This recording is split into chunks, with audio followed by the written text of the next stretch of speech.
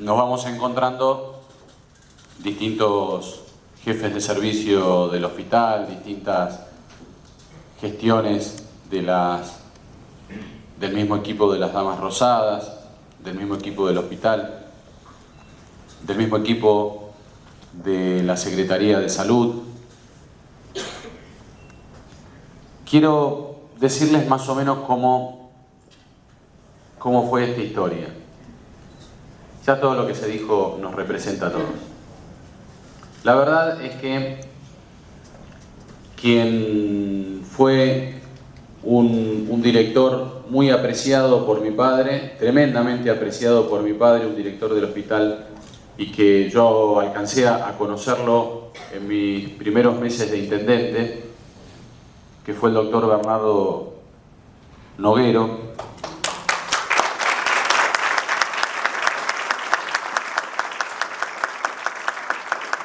Antes de ser intendente, unos meses antes de ser intendente, él me acerca más o menos cómo estaba la cuestión de la infraestructura del funcionamiento del hospital en el lugar viejo.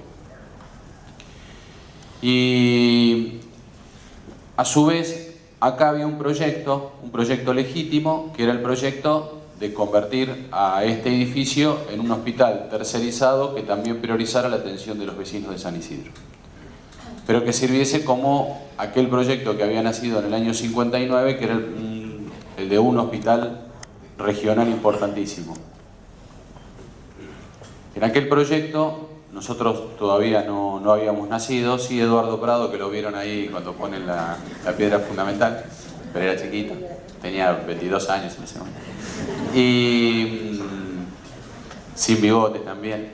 Y en ese momento, en el momento de la decisión, había un presidente que era Arturo Frondizi, de un color político, otro gobernador que ya era de otro color político, el doctor Oscar Allende, y en el caso del intendente de San Isidro, que estaba además vinculado a los dos. Era amigo de los dos.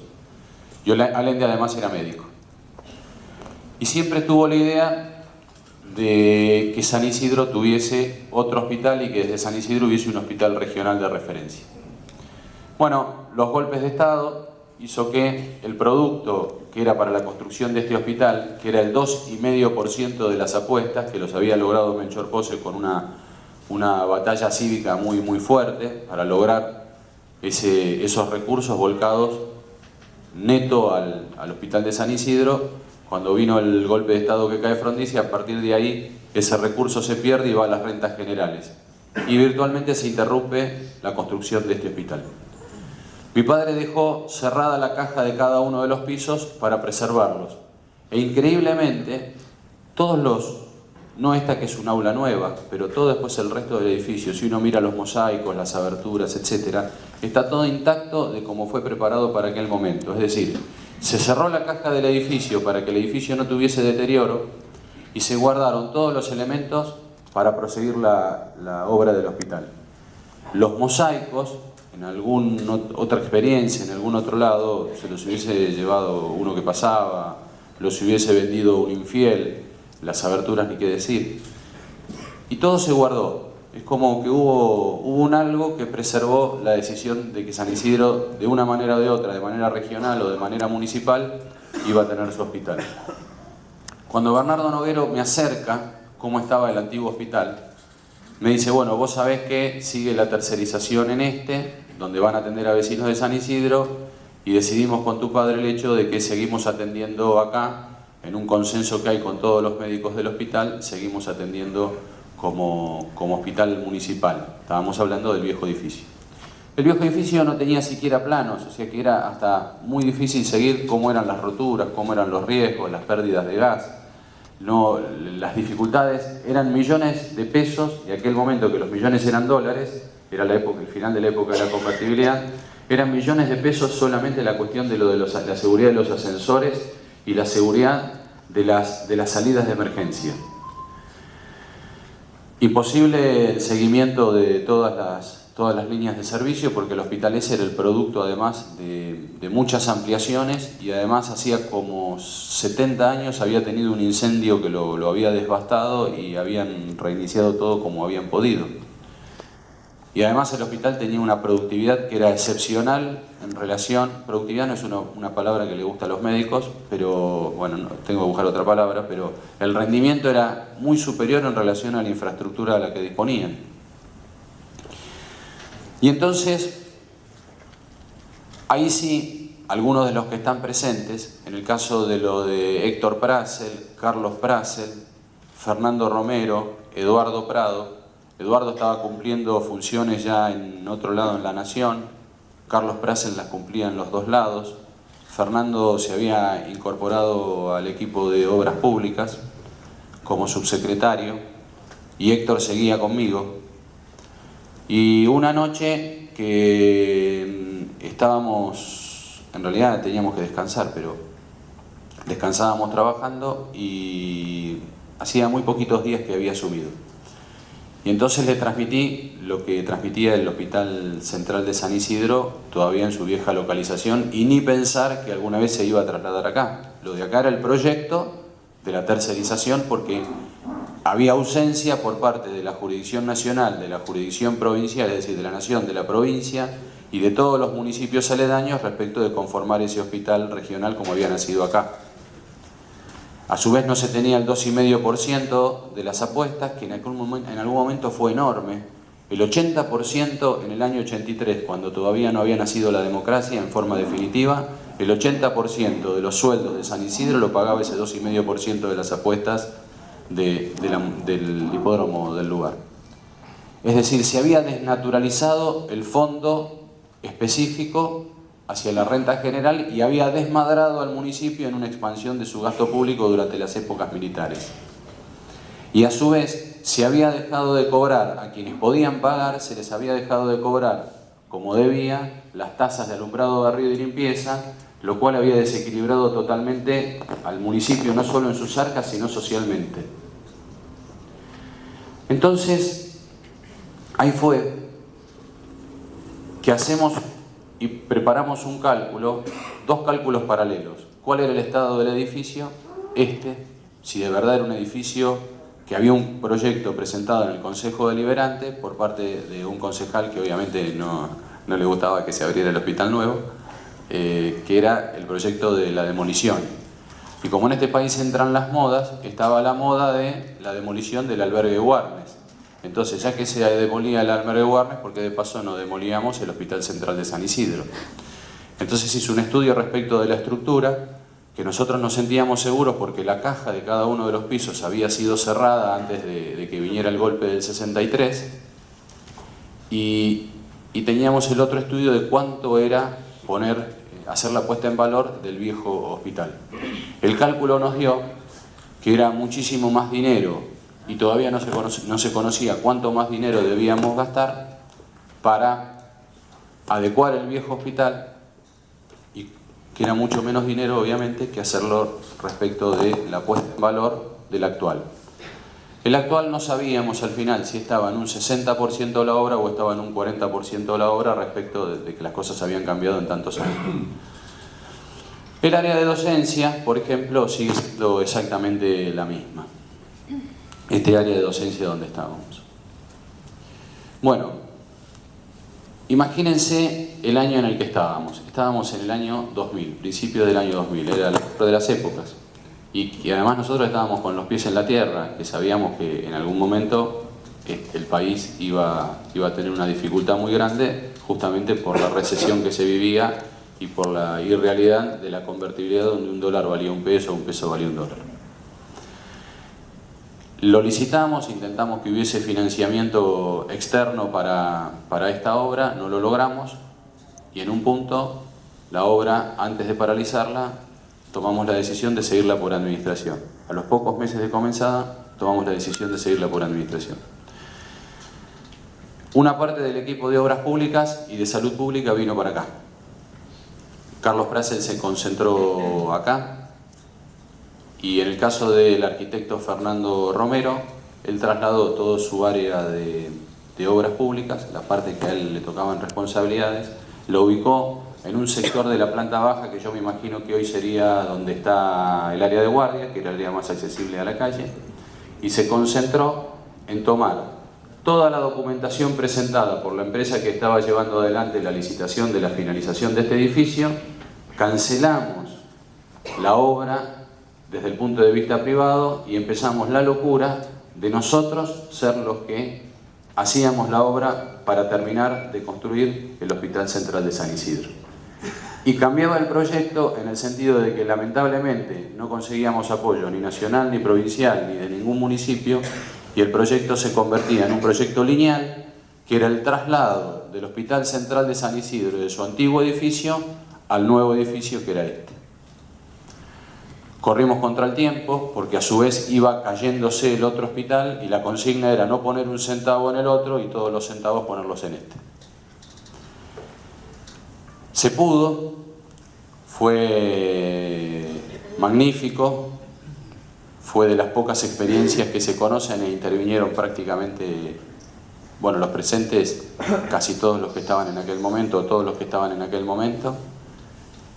Mi homenaje a los que ya no están, y se pudo hacer el traslado sin cerrar el hospital durante un tiempo, que es una experiencia que no se conoce en el país. En definitiva, en aquel momento, y hoy 10 años, lamentablemente también, ya hace casi 45 años que no se inaugura un gran hospital en este país. El dilema, que va a seguir siendo el dilema siempre, es si se puede tener un hospital con postulados tan altos, que están en su ADN esos postulados tan altos,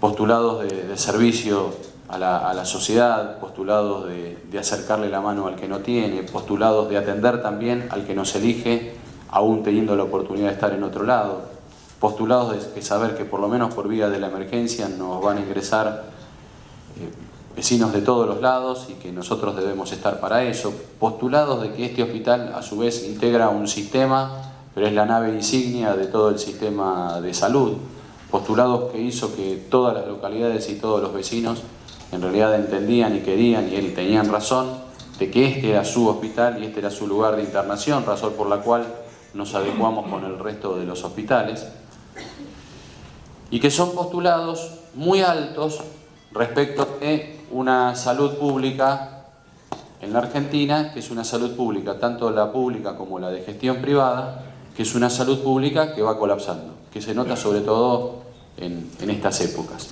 Es decir, no solo está llena la guardia de este hospital cuando es la época de las gripes, de las enfermedades respiratorias, etcétera, sino que están llenas las guardias de todos los lugares, de los otros hospitales ni qué decir, sino de todos los lugares también privados.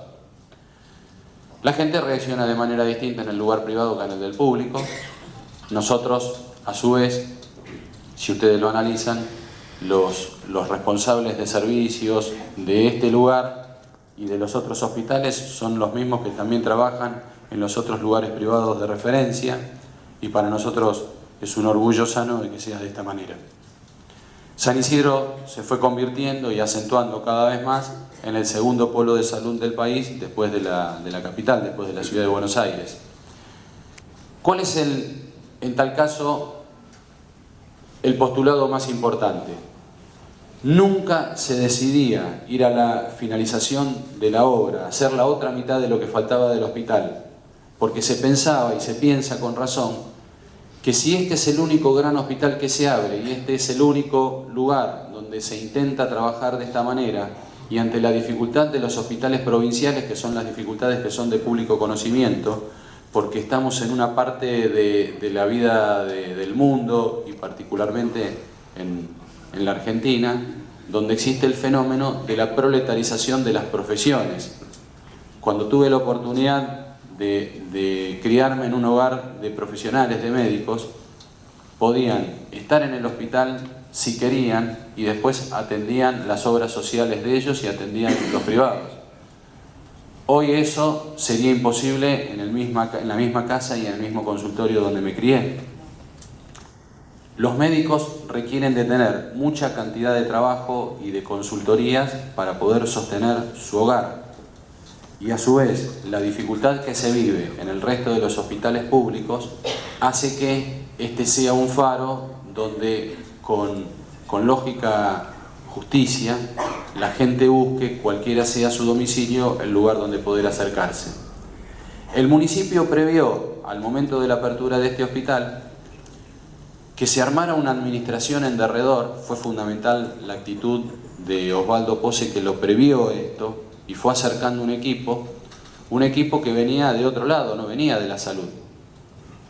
Ahí se acerca de manera absolutamente popular Miguel Montemarani y pudimos hacer la primera contención para que no ustedes, nosotros, todos, los médicos, las enfermeras, todos no sufriésemos la oleada ante la falta del resto de los hospitales. Estamos en un punto de equilibrio. Tuvimos distintos directores de hospitales, el caso del doctor Casati, el caso de mi amigo, de Roberto González, y en el caso de una persona de referencia, un factor de integración impresionante, como es el caso de nuestra directora, de la actual directora del hospital, que nos antecedió en la palabra, la doctora Susana Guigui Rojo. ¿Cómo es esta época? Sigue siendo durísima. Los sueldos médicos, de acuerdo a la carrera médica hospitalaria de la provincia, no están en relación a la necesidad que tiene la población a atenderse y en relación a lo que requieren los médicos para poder estar concentrados donde les gusta, que es en sus hospitales. Y a la dificultad debemos agregarle que hay cada vez mayor conflictividad social. Hay el doctor Casal, que lo tengo acá a mi izquierda, no solo porque él es un poco de izquierda y es mi amigo también, sino también fue el segundo director del hospital en el momento de la reapertura. La conflictividad es más importante en las guardias, es un lugar de impacto, en este y en el resto de los lugares.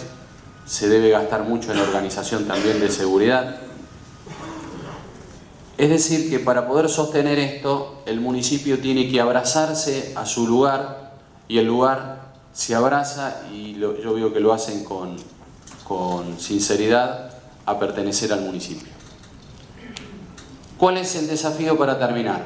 El desafío es que cuando se abrió este hospital se dijo que el hospital en realidad era para demolerse. Bueno, estamos de pie. Que de ninguna manera este hospital iba a poder atender en un lugar tan grande. Seguimos creciendo. Que en tal caso un hospital no era un edificio, sino que un hospital era su ADN, era su escuela. El hospital es su ADN, es su escuela y crece de esa manera. Los años que siguen. Trabajamos todos. Sabemos que más en este medio, ¿no? Sabemos que la saludo a Noemí, que me acompañó en todas las direcciones, a Noemí Brack.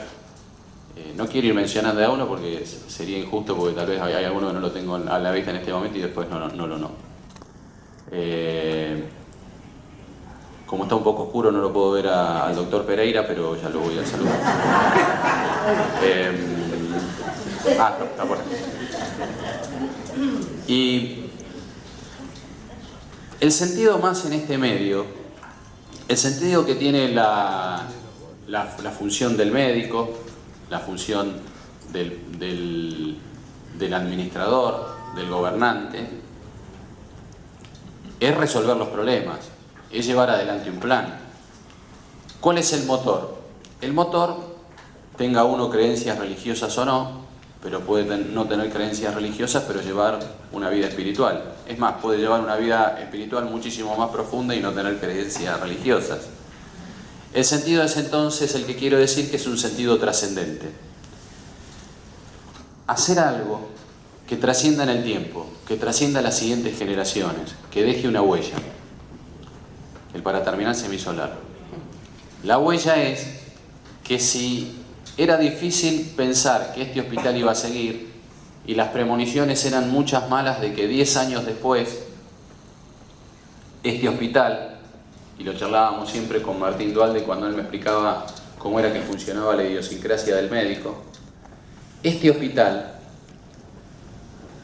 A los 10 años pensábamos que no se iba a sostener a sí mismo.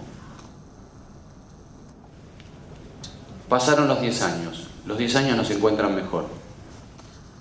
Los 10 años nos encuentran en un punto, además de integración, de toda su vida, de la vida interna que tiene la medicina, sus profesionales, sus auxiliares.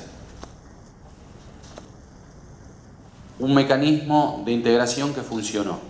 Entonces, en tal caso, un día no vamos a estar, un día no voy a ser intendente, un día van a seguir otros, un día otros van a ser los directores del hospital, otros serán los jefes de servicio. Van a seguir concurriendo oleadas de personas a la guardia buscando este lugar. Deseamos que haya muchos lugares como este para que todos los argentinos tengan derecho a eso y para que el impacto sea menor sobre este lugar.